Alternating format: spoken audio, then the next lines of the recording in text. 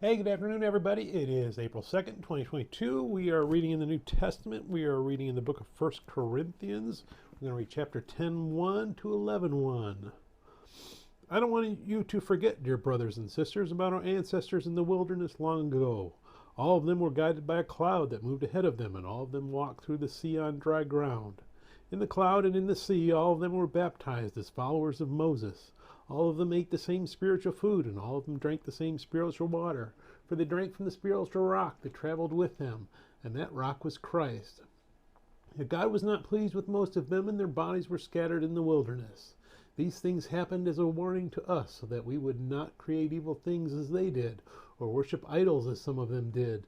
As the scriptures say, the people celebrated with feasting and drinking, and they indulged in pagan revelry.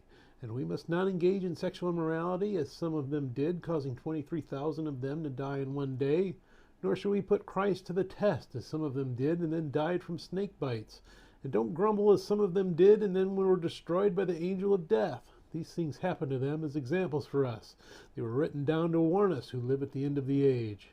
If you think you are standing strong, be careful not to fall. The temptations in your life are no different from what others experience. And God is faithful. He will not allow the temptation to be more than you can stand. When you are tempted, He will show you a way out so that you can endure. So, my dear friends, flee from the worship of idols.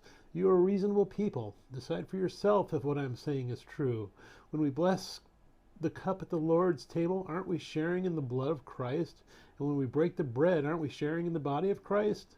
And though we are many, and we all eat from one loaf of bread, showing that we are one body, think about the people of Israel. Weren't they united for eating the sacrifices at the altar?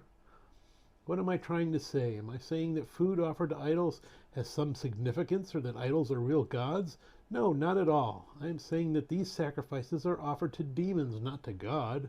And I don't want you to participate with demons. You cannot drink from the cup of the Lord and from the cup of demons too.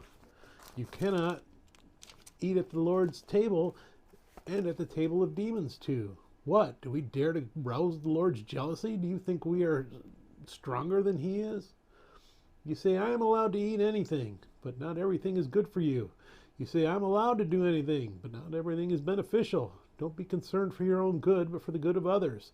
So you may eat any meat that is sold in the marketplace without raising questions of conscience, for the earth is the Lord's and everything in it. Someone who isn't a believer asks you home for dinner, accept the invitation if you want to. Eat whatever is offered to you without raising questions of conscience. But suppose someone tells you, this meat was offered to an idol. Don't eat it out of consideration for the conscience of the one who told you. It might not be a matter of conscience for you, but it is for the other person. For why should my freedom be limited by what someone else thinks? If I can thank God for the food and enjoy it, why should I be condemned for eating it? So whether you eat or drink or whatever you do, do it all for the glory of God. Don't give offense to Jews or Gentiles or the church of God.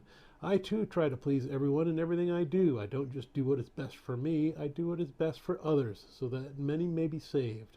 And you should imitate me just as I imitate Christ. May God bless the reading of the word. May God bless you.